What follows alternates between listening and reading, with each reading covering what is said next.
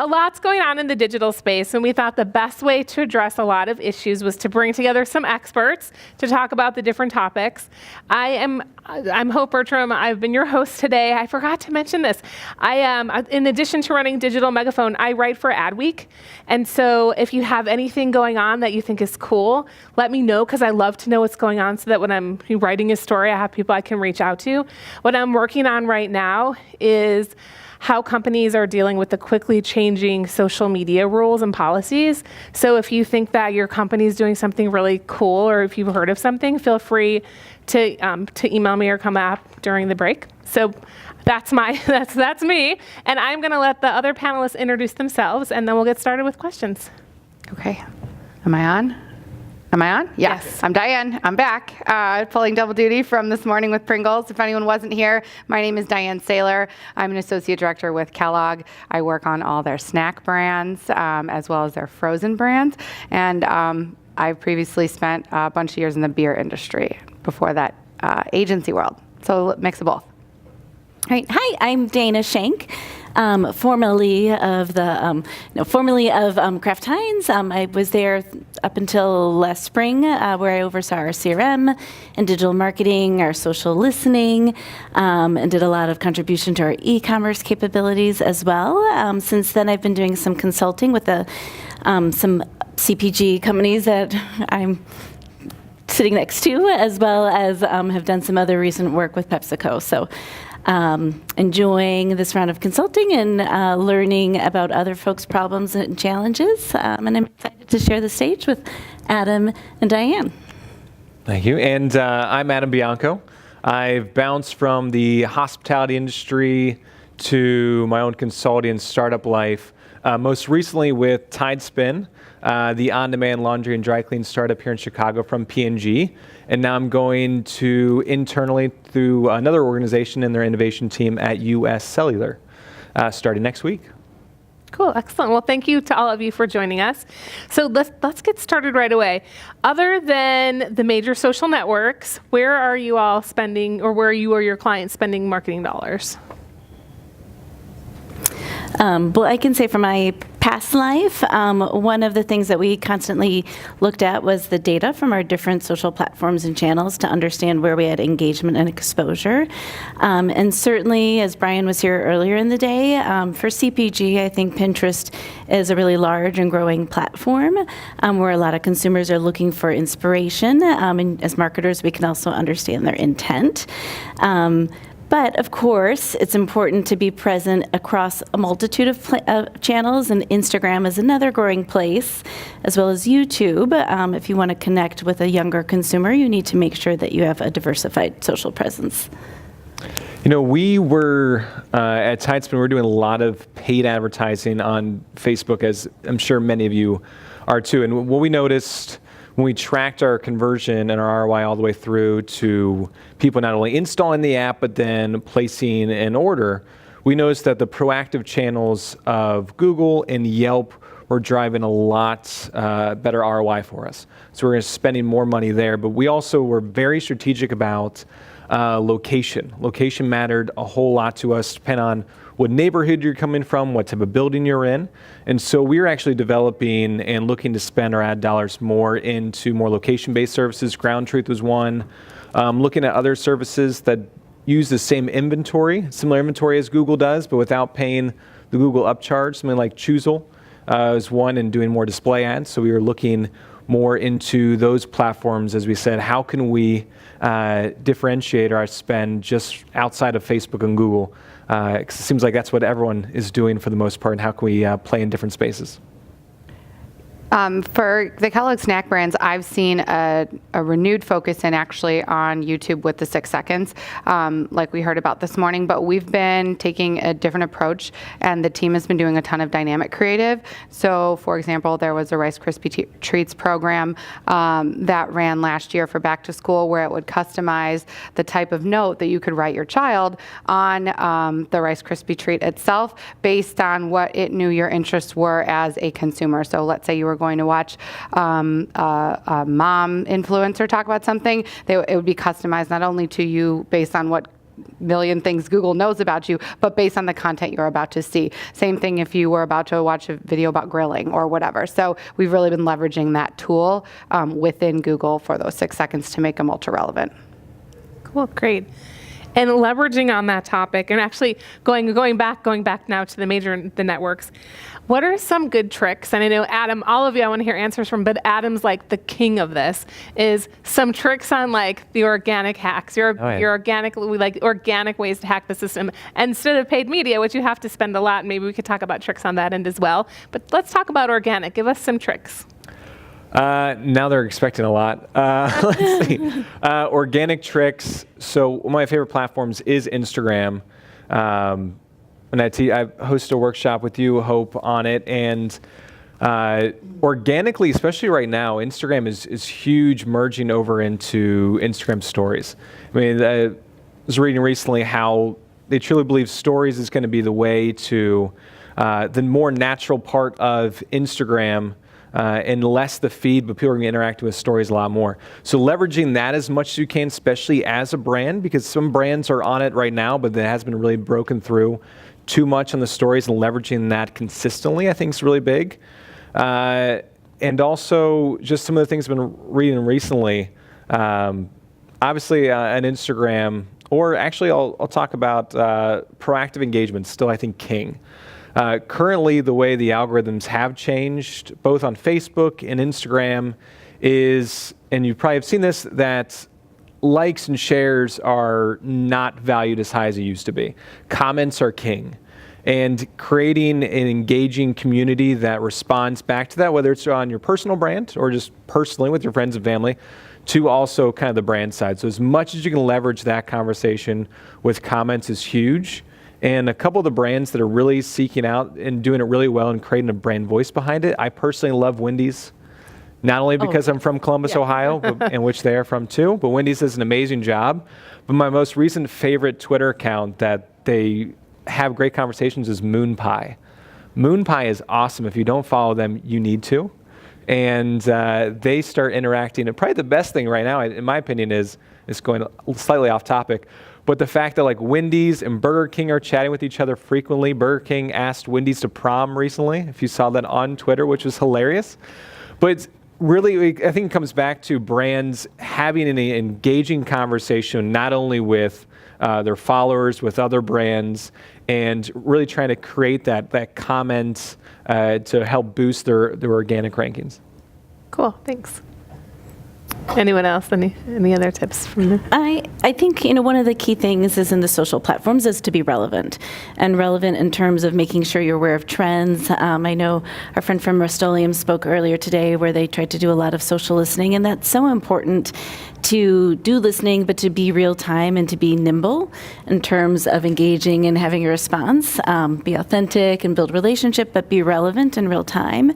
I think one of the other things is that sometimes, large companies, we tend to have certain relationships with how we've created content with certain agencies or content producers. And in the social platform, I think you need to think a little differently about how you're producing content, and even work with some companies that really have at its base social influencers and social content creators, and have those as part of your toolkit.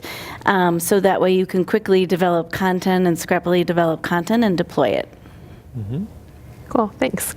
So that's organic. So any paid tips?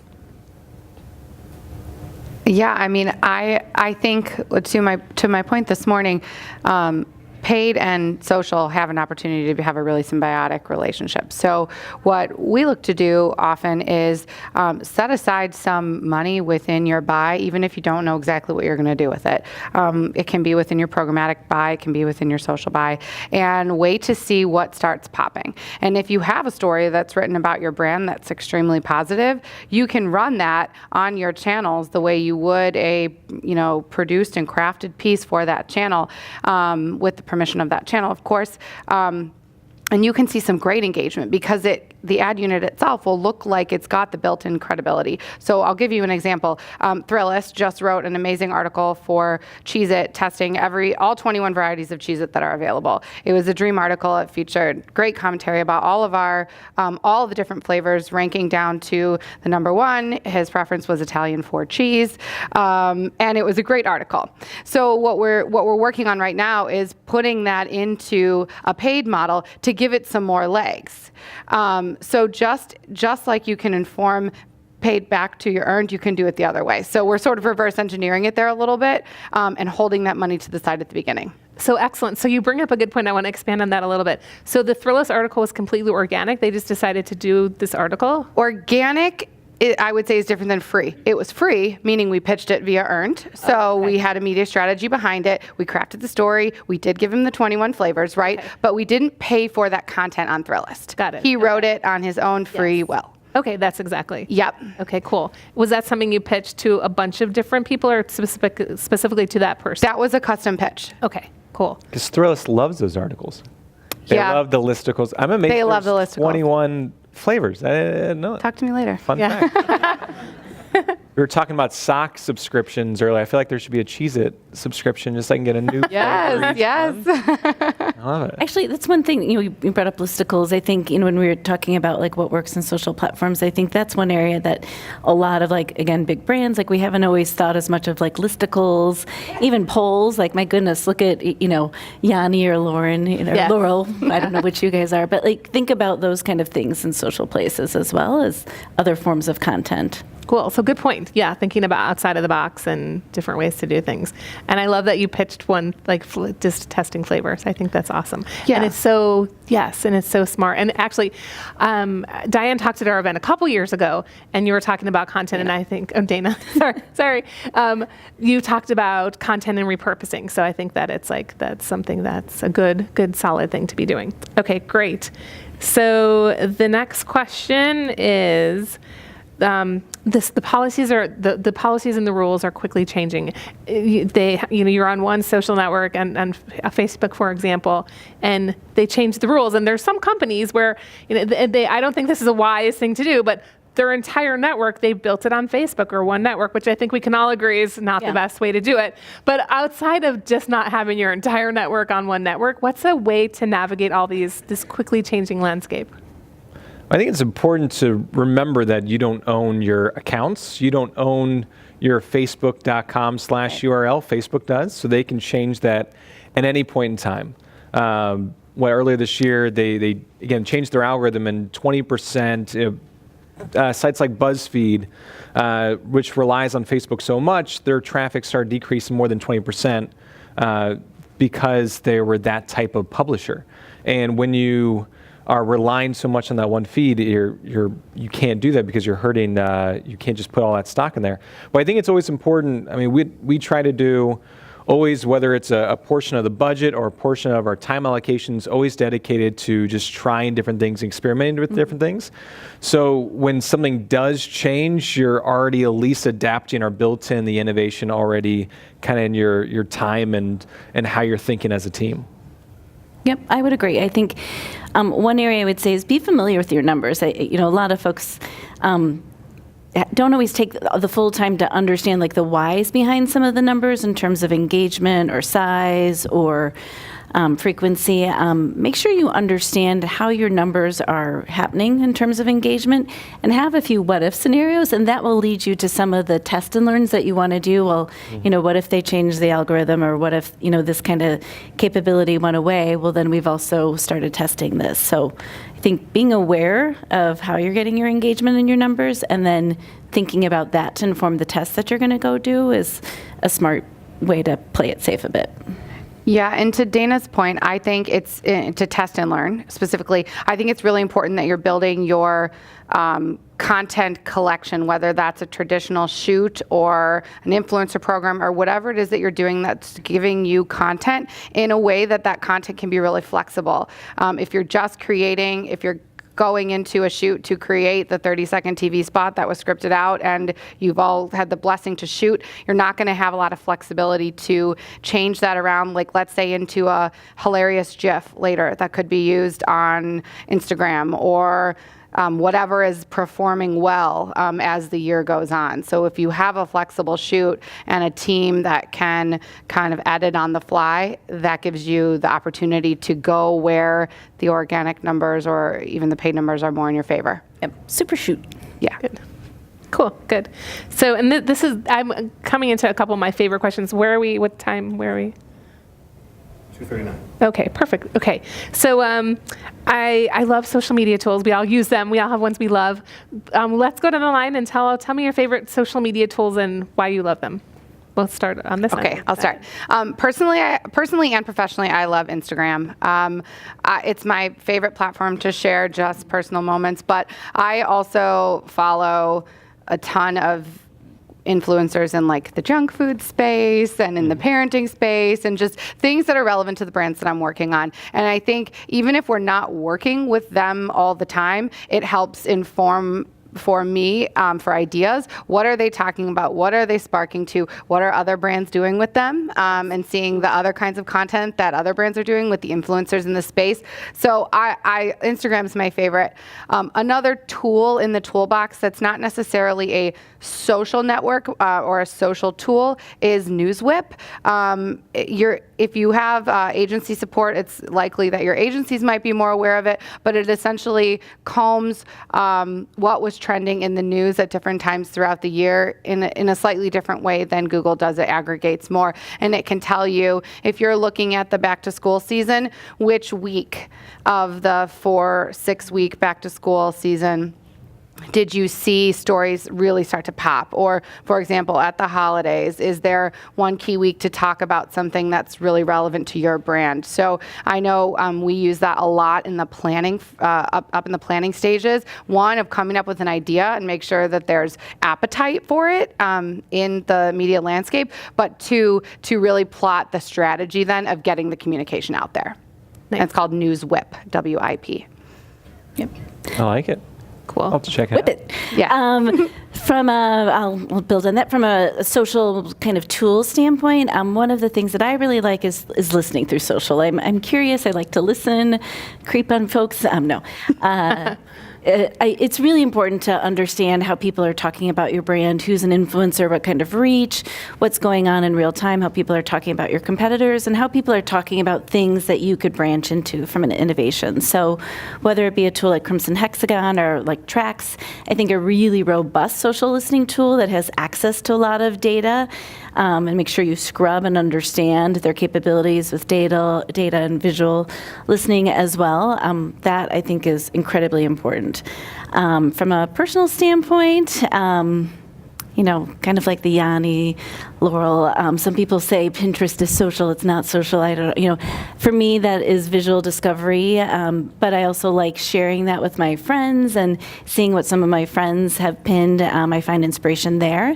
But then also Instagram. Instagram within my family has driven so much commerce this year in terms of like new products that my tween daughter has decided she must have immediately, or things that my husband wants to try, and I'm trying to veto the motorcycle he really wants. Oh, yeah. But definitely Instagram seems to drive a lot of kind of true instant commerce and trends and things that we are exploring as a family.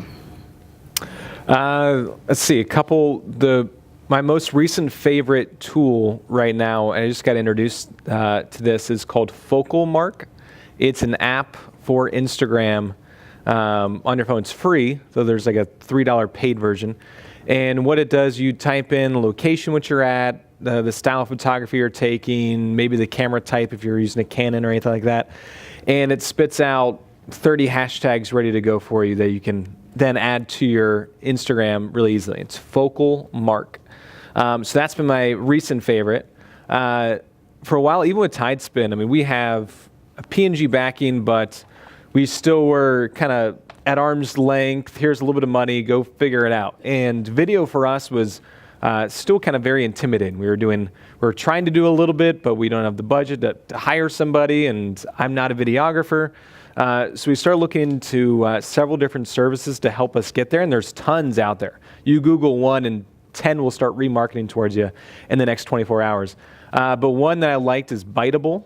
Be able to create videos very quickly and cheaply too, and they look good. They look like you spent thousands of dollars on it and you didn't spend a fraction of that.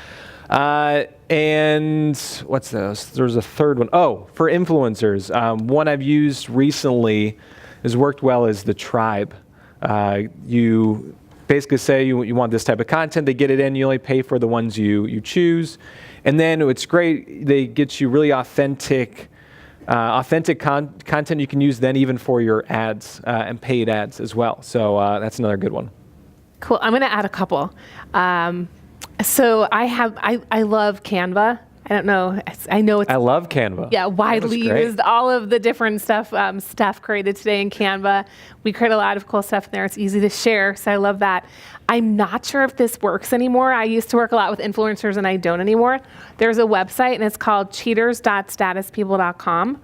And it tells you how many people in someone's social network is fake. No, it's fakers.statuspeople.com. So if it's still working, it tells you who the cheaters are. So we're going to actually, I have more questions, but I want to make sure that we have enough time for your questions. So let's take a little break from our Q&A and go to the audience and see if there are any audience questions. What was the cheaters one? Cheaters.statuspeople.com or fakers.statuspeople.com. I will find it if it still exists, and I'll tweet it out so people can see that. Oh, it does. So it's, yes. Do we have any audience questions? There's one in the back. Yep, there's one. Okay. Hi. Thanks so much for joining us today. Quick question. So as a brand, you definitely work with a lot of creative agencies. Sorry. What tips do you have in terms of getting the best work from your creatives quarter after quarter? I can speak to this. I think one is be very honest and transparent as you're setting up your partnership in terms of setting out your KPIs and goals and what you need their KPIs and goals to be. I think, if you're going to have a long-standing relationship with an agency and really rely on them to help you drive revenue and drive business results, it's imperative that you guys have that transparent and honest relationship. If you don't have an agency evaluation process, create it. Set the critical areas that you would measure them on. Do a quick measurement. You can do anything via SurveyMonkey really quickly across an organization. Have a conversation about where they're at. Talk about an action plan, for where you want to move forward. Measure them again, but have that honest relationship around goals and where you need their time and attention focused, and be open to feedback from your agency partner as well. I think sometimes, we as marketers, as brands can do a lot of agencies, we want you to do this, but we don't always hold a mirror up against ourselves and understand how we're also behaving in terms of, are we changing deadlines at the last minute? Are we changing goals constantly? What kind of resources are we giving? And, have that honest, true dialogue with your agencies frequently so you can get to bright and get to great things together. Yeah, I can also add a little.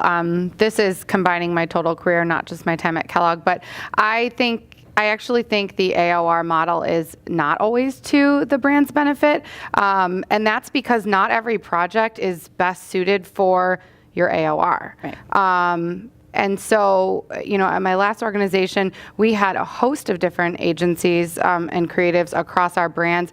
And if we saw that the right kind of work that we needed for one brand was coming from a different agency than was currently technically assigned to, we looked at switching. And I know it's kind of stressful for the agency to always be in a situation where they're it's not that they're RFPing, but it is that they're competing to show their best work. I personally feel as a brand that we got the best work that way. I think in an AOR model, it's just, it sometimes gets a little lax, and you expect that you each know what it's like a long-term relationship. They think they know what you want, and you think they know what you're trying to get out of them. So if you can be in an AOR relationship, but somehow break the, 7-year itch? I don't know. I'm going to just go with this metaphor.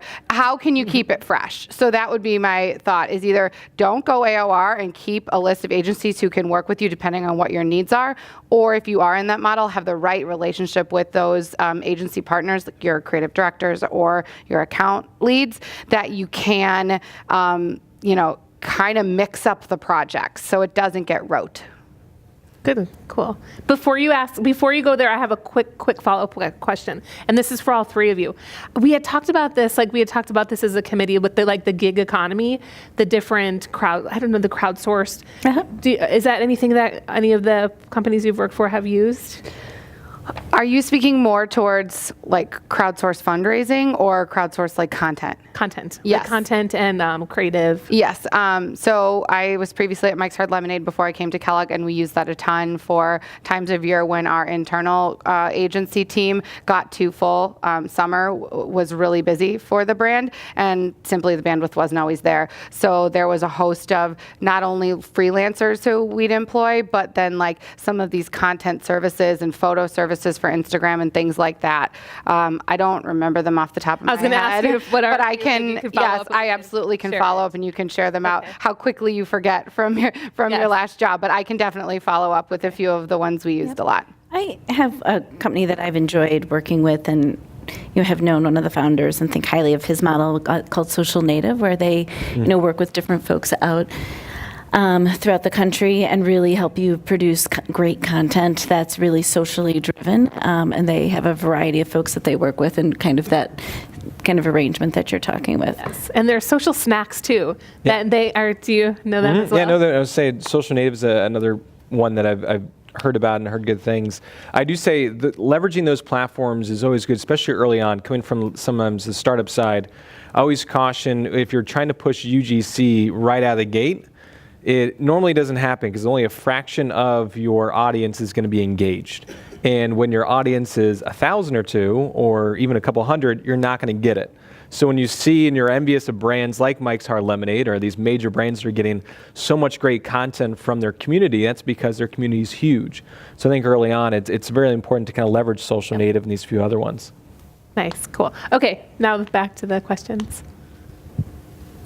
I'm just wondering if any of y'all have any kind of tried or true methods, formulas, or tools for determining the compensation for social or digital influencers.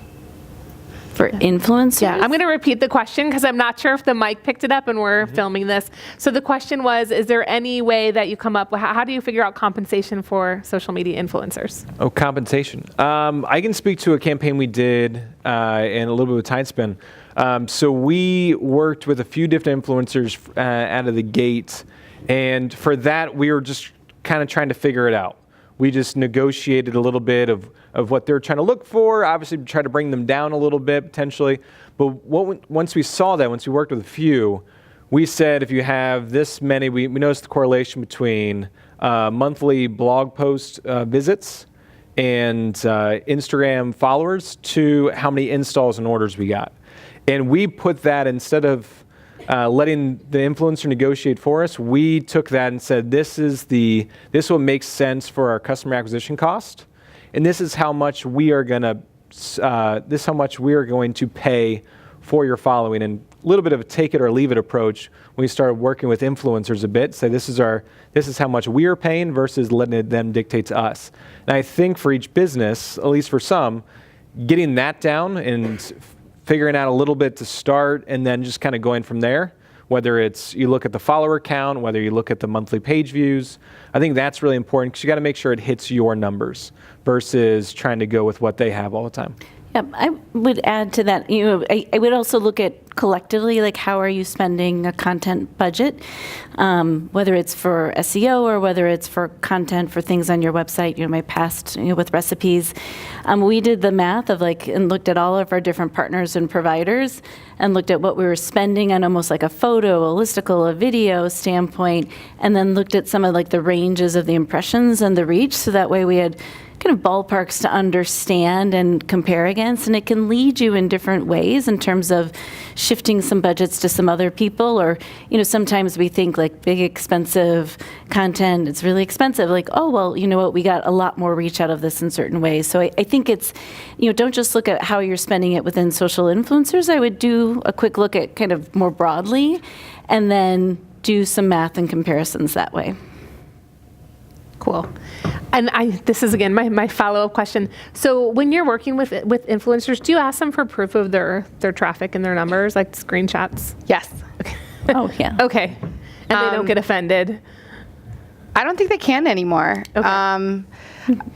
I wasn't sure if I should keep going on this topic, but I will now. So I think to answer that question and to sort of answer your build, it's different on, I think, the intent of the relationship with the influencer and how much you can say it costs X dollars, or you can say, this is what we're thinking, let's talk about it together. If the intent of the partnership is to get back a whole bunch of content, they're going to have a price in their mind for their content's quality and what goes into it. Some influencers are so professional now, they have teams that they're covering and who assist them with photography and editing. So if it's more of like a content-driven partnership, I think it gets a little bit gray. If it's more, I guess, straightforward, where you want them to talk about your product or service, and it's like more of a simple post for them, I think you can be a little prescriptive. And there are services out there now, if you're looking for micro-influencers, where you're recruiting them with a dollar amount, and they're opting in. And I know a lot of blog networks do that too, is there's essentially a price on their participation. And so I think there was a while where you felt like influencers held all the power, and I feel like brands are being able to take it back a little bit with proof and asking for these things, because with the algorithm now, if you're working with an influencer who has a million person following, but it's 2% organic for them, they're not really worth what they used to be worth. And I think they're grappling with that too. So I think it's an iterative process where you're working together, but I don't think you should be shy to ask for the numbers or to name your price. Yeah. You kind of would on a car, yeah. like anything else you're buying for your organization, you would ask for that. Yeah. You'd ask for it all in your ad buy. Know your numbers. Yeah. Yes, it's the theme. Okay, so back to audience questions. Hi.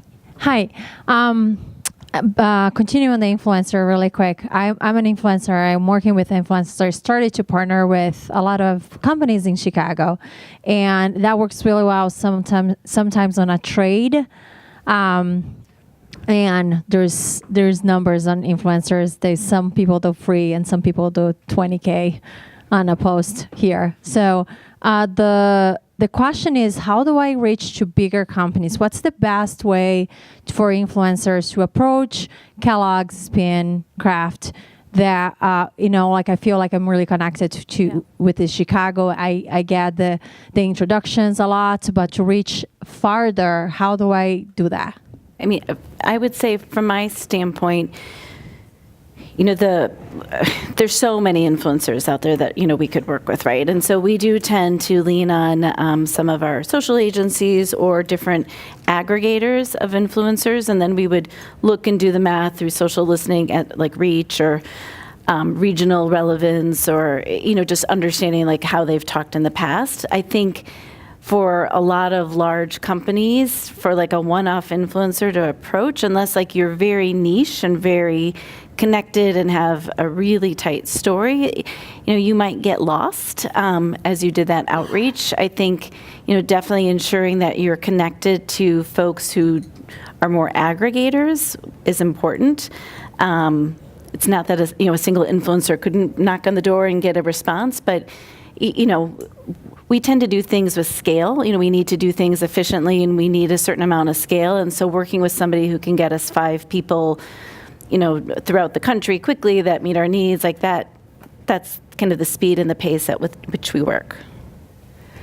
I think there's validity to what Dana said about like managing all those small inbound inquiries, but I don't think it hurts to send the email where we'll look to do trade, for lack of a better word, is more like an event. So let's say we have something happening that's coming through a city, and we have a database of local influencers who know we're not going to work and do like a massive paid partnership in that town, but we're doing something cool and we think it's a fit for what those influencers are. Essentially, we can invite them the way we would consumers in media, and sometimes there's opportunities to have it be, a more exclusive opportunity, or there's a little something extra that we can do. But in that case, we have a media hotline, and I get a ton of stuff forwarded to me just from influencers introducing themselves, and I usually send it on to our PR agency to put on our master list for when we are doing stuff. And if there's opportunity, great. If not, well, at least you tried, and at least you kind of tried to get it in front of the brand. Yeah. That'd be my advice. I would also add, because I forgot I do this again, I mentioned like I kind of snoop and listen, like I like that. Like I will always read for any brand I ever work on, all of the comments on post. And if somebody writes like a comment of like, oh, I love this, I've used this for 20 years, I feature this in my blog all the time, I'll be like, that's something I would screenshot and I would send to somebody. So, if you are going to do outreach, think of all the different ways that you can outreach yourself, even through the social networks, but do it in a human and an authentic way and not just like, here's my blog, Yeah, I think that's, you can always outreach, and there's nothing's ever wrong with that. But the best influencers are people that are already ambassadors for the brand, that are already raving fans about it, and be very authentic. As what Dana was saying, it's being a part of that community already, and then you just have a big audience or even a small audience as a micro-influencer to really showcase. But if you're already an ambassador for the brand, even better. Great. Do we have more audience questions? I can go back to these. So we're going to do another one of our favorites. So we've all worked on campaigns that we're proud of, and it could be any job, anytime, anywhere. Tell us about what campaign most campaign you worked on you are most proud of, and why. I'll start. I'll do one of my campaigns, probably still this day, my favorite campaign I worked on was I think it was shortly fresh out of school. And it was a social media focused campaign. It was a few days before April Fool's, so we weren't really great at planning, at least at this point. But it was like the week before April Fool's. We said, how can we do something that's unique? We're just going to put a fun post out on our different brand platforms. And I was with a company called G3 Restaurants at the time, and we partnered with NFL teams and Hall of Fame athletes for the restaurants. And one of those was the Houston Texans Grill. So if you're a sports fan, potentially, if you know the NFL, Texans have a person on their team named J.J. Watt. And if you're a female in Houston, probably you are obsessed with J.J. Watt. He's a pretty normal-looking guy, but ladies in Houston love him for some reason. So we did an April Fool's campaign that took, and we probably legally can't do this, but we did it anyway. We took the logo of The Bachelor and promoted that The Bachelor was coming to Houston to do a special summer season of it, and J.J. Watt was going to be The Bachelor. And if the women of Houston could come and sign up on our website to be part of the experience. And I'm the most experienced marketer on the team. I'm 2 years out of school, so I generally don't know what I'm doing yet, for the most part. And we pushed it out on our social media. It started getting some traction. Our website crashed for how many people that were coming to it. It was picked up by radio and local TV news outlets, and this is something that we created like the day before and pushed it out. And to this day, it's still my favorite. Just kind of seeing how it can go viral and roll into the ether. So then what was the back end? Like, did it get you, were people mad? Did they think it was No, fun? they had a good laugh. I mean, once they signed up for it, we just said, ha, April Fools, but here's a free appetizer, I guess. Oh my God. And we got some people, we had all good responses from it. It went well. Good. It's a good thing that you followed that up with the free episode. Yeah, why not, right? I guess. To get some upset Got to get bachelorettes. come back in. There's so many. I've been really fortunate with a lot of the brands that I've worked on.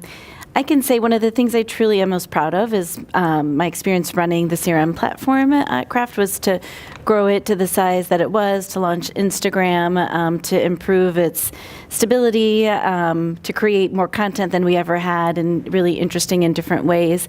And I can say, honestly, I know I've said numbers a couple times, but we're in marketing, but you also have to think about your numbers. You have to look at, where you're getting reach from, what's driving ROI, what's driving your spend, think about your 80-20 rules, and be smart, develop processes so you can do things nimbly and fan the flames when you see social success happening, whether it be through Facebook or Instagram or Pinterest.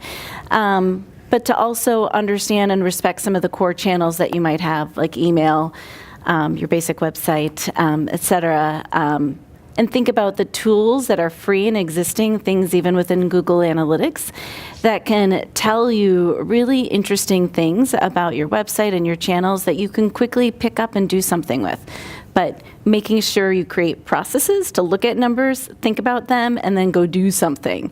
Not just look at numbers, but create that time to like, here's the action we're going to take because of this. Here's how we're doing it against this KPI.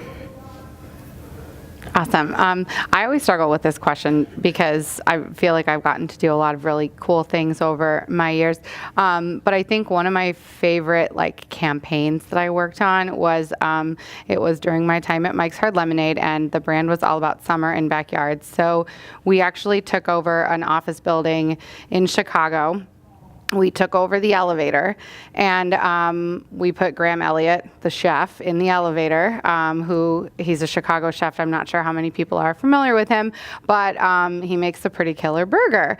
And we put him in the elevator, so when the doors opened, the elevator looked like your backyard. And the idea was that we were getting you out of your work mindset and into your backyard mindset a lot faster. And we handed you a mics and Graham offered you a burger. And it was all filmed like hidden camera style. And it was super fun, and it was like a building over on Adams, and like the genuine reactions from people. One, if they didn't know who he was, but then two, if they did, was like so amazing. And we put it into some content, and this is back before Facebook did the last algorithm. We put it on Facebook, and it did really, really well organically, but it just harnessed like real, true emotion from people of excitement of one, just being surprised, like the feeling of being surprised and watching people. I know some people hate surprises, but most people love surprises, and most people love watching people get a surprise. And so like you couldn't be part of that without smiling. And like as a person working on it, we could only hear. The elevator wasn't transmitting anything back to like Video Village. Like if you're used to on a set, you can see exactly what's happening through the lens. These were little GoPros that were set up with only Wi-Fi. So we're in this room, like a conference room in the building, and all we're hearing are reactions. So some rides would be like dead silence. And then other rides, you just hear like explosions of squeals and laughter and fun and like high-fiving. And that was just a really cool human emotion program to work on. And it was really small. It was a small little thing. But Was it April fun. Fool's or just in general? No, it was just for summer. Oh, for summer. How fun. Yeah, like kicking off summer and barbecue season. How awesome. I want to be in that elevator. Yeah. Ew. Yeah. People love free food too, so it's even People better. and free drinks. And free drinks. Yeah. Win. Which we'll all be getting in about a couple hours. So, okay. So I'm going to, those were all fun answers. That was good. So let's see what else we have here. This one, I know that Diane, you covered some of it this morning, but if you have something else to add, great. But let's talk about what are the few most important considerations when generating a buzz about your product, or just like, the hit list of things you want to do. Yeah. I did go into some detail about it this morning, but if I had to boil that list of like 7 down, I think I would probably boil it down to definitely timeliness. Like what is happening in the world right now that you can hook your post around. So what is it that your target audience like can't get enough of, and how can you be a part of it with them? So for example, the brand Eggo, you might know the show Stranger Things, and 11 uses Eggos as like her power. That was very lucky for us. But instead of coming out as a brand that talked about like eat Eggo at Stranger Things watch parties, that would be so markety. So we did it more of like we can't wait for season 2 just the way you can't. And we're along for the ride too, and we really didn't know what was going to happen. And I think like that moment in time and something that was happening in like sweeping culture, like harnessing that naturally is really powerful. And then the second thing I think is emotion. And whether your emotion is humor or heartstrings or, facts. People love facts too. Like they like getting smarter and that feeling of like knowing something new.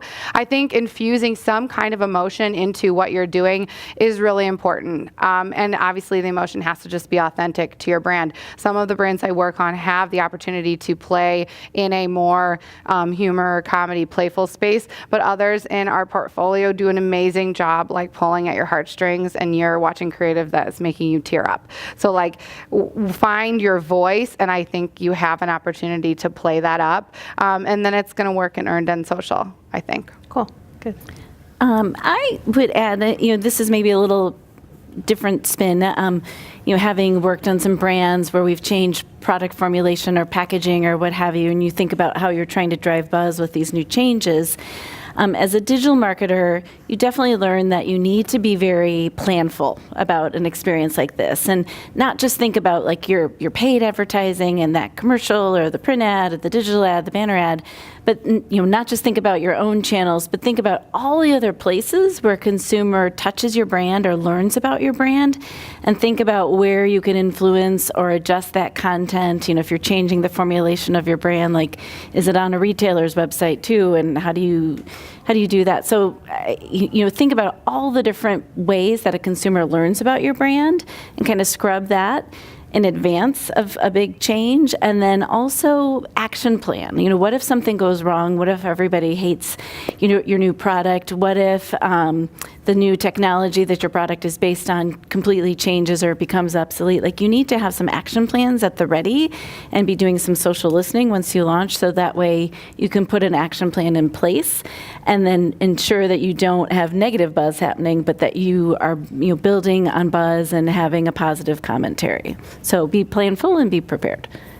I think it's something I've always kind of stuck by is if you're marketing like everybody else, you're not going to get noticed. And I think sometimes buzz for buzz's sake is worthy. Give you an example. Basically anything Amazon does, of course, is almost buzzworthy. But a couple times this year so far, they've come out and said, we're going to deliver packages to your home, and you can do the Amazon doorbell. Or what was a couple weeks ago, it's now we'll deliver it to the trunk of your car. And whether that's successful or not, they're continuing to get the word out about their business and trying something else, not in the marketing message, but just the product, doing something unique and different. And then it's just so much free advertising that they're getting out of it. Not that they need it, but they're getting so much free advertising just by promoting and delivering to the trunk of their car. Yeah, which I would never let them do, but or deliver to my home. But at some point, maybe we will. They're on the news almost once a week, right? Yes. Mm-hmm. Okay, and then here's this one. I'm going to throw this out there. This wasn't during our prep session, but I'm just going to throw it out there. We're throwing out a winger, throwing out off with the right question. So if you had all the money in the world, if you had a budget of millions and millions of dollars, what would you do with it? If that's too much, then we can ask another question. I obviously couldn't tell you exactly what to do with it, but I would focus to this day, I like to create offline experiences. As much as I love and hate digital marketing and media and overall, as much as I don't know if I'm part of this generation, it's weird, but I love my phone, but I also hate my phone at the same time. And I want to be able to experience things in the experiential. I think it's part of the millennial mindset too. So I would invest in creating that experience in some way, in shape or form, because then that can further along in be shared out in an earned way across social and digital media, but be able to create those experiences for people that they actually experience life outside of their phone. That's what I'd do with millions of dollars. Yep, hugely interruptive. I agree. I actually think there's some really interesting things that Distillery 29 is doing with their rooms and experiences. What is that for people? That they create these events that it's rooms of different brand experiences. Some are celebrity curated experiences, so they're not product branded. They're that celebrity, but some are joint with a product, some are just how their editors curate certain rooms, but they're very sensory, very interesting ways to experience a brand. You can search that. And I think it gives you a really different experience where you can create content that you can then distribute socially. It gets you a ton of earned, which you can also do more with, turn into paid, and then connect it with your brand loyalists. You want to invite your brand loyalists to an experience like that. Invite influencers to an experience like that, and use that as a prong of a multi-channel thing. But I do agree that some of the experiential capabilities these days can just drive so much for your brand, but they're not cheap. So millions of dollars. Yes. Yeah, It's. I feel the exact same way, because the holy grail is you're trying the food in mouth or the drink in mouth or whatever it is, and it's you until you do that. It's someone else is telling you what it's going to be like, and until someone gets to taste it for the first time, then they're making their own decision, and people quickly decide if they love it or if they're going to buy it or whatever. So I think the closer you can get to the consumer, both digitally and in real life, it's so powerful, and it's expensive, and it's something that's not as easy to scale. So with an unlimited bucket of money, I would definitely amp up Experiential. Yep. And then make sure that you do things like CRM, collect data too. Yes. Do all those things that all, Do all Don't these just let them digital walk marketing away. things, Yeah. if you're going to go do that, use it. Cool. Use Thank every you bit of it. so much. We have 2 more minutes. Do we have any last minute burning questions? Off of what we said, we don't. So thank you all so much. This was we do. Oh, we have 2. Okay. Hi there, Lucinda Vakura with the Alfred Group. I appreciate you being here, and I really appreciate the conversation around social media, and what platform was your favorite and what works the best. I'm really curious what you think about Snapchat.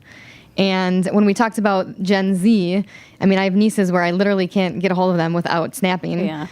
So I'm just curious if you think that it's a place for a brand. I have a tween daughter, and I have to tell you, yes, that's where she and her friends are at all the time. Constantly, whether it's Lens, goggles, stories. If that's your audience, you need to be there, whether it's, through creating different Lens. I'm really curious to see what's going to happen with the Snap Map. That's another area like my tweens are all about. They love to see where their friends are and where they're going and doing. And Do they pay attention to brands like that or just their friends? no, they do. If it's a brand is relevant to them and does it in a fun way, for them it's a fun thing, right? So I would experience there. And I think Snapchat is creating some interesting opportunities as marketers that you can explore, whether it be through acquisition or, just ways to do brand and engagement. I think a lot of movie studios and entertainment networks, they're seeing some great success there. So definitely, one to watch depending on, what your product is, obviously. Cool. I think your Snapchat execution has to be deeply personal though, because Snapchat's where you go to post the silly picture, or you're using a filter that doesn't make you look beautiful all the time, like the square fat face one or whatever, and it's silly. And don't get me wrong, the ones with the lashes and all that is great too, but it's more of your raw self. If you look great and you want everyone to give you likes, you go post that on Instagram. And I still think that behavior exists with teens too. I have a lot of teenage cousins who they use the platforms that way. So I think if you're going to use Snapchat, you have to do it in a way that you're okay with it, not necessarily being just shared out with the world, that you're okay with that it was maybe one-to-one engagements that not everybody put in their story, for example, because so much of Snapchat is behind the wall of anything that would be viewable by all their followers. And that's what's cool about that platform. Yeah. I think you have to be comfortable that your brand is going to be played with. Yeah. And, have different experiences by everyone. It's not one exact message kind of curated experience. So you have to feel comfortable with releasing, your control. Great. Thank you. So thank you very much. I think they said there was one more. More? We did, but we don't have time. Is it a all quick right. question? Okay. So afterwards, I'm sure you can. Okay. Come up and talk with them at the break. So it's just a 20-minute break, or we could go into it a little bit. So we have a break until it's 3:15. It's 3:17 now. We have until 3:35, and then we have some sugar to get you guys going for the rest of the day. And then we have 2 amazing sessions. We have Rachel Gerds talking about chatbots, and then Andy Crestodina, one of our most popular speakers, talking about SEO. So we'll see you back in a few minutes. Thank you. Let's give our panel a hand. Good chatting with you. Yes.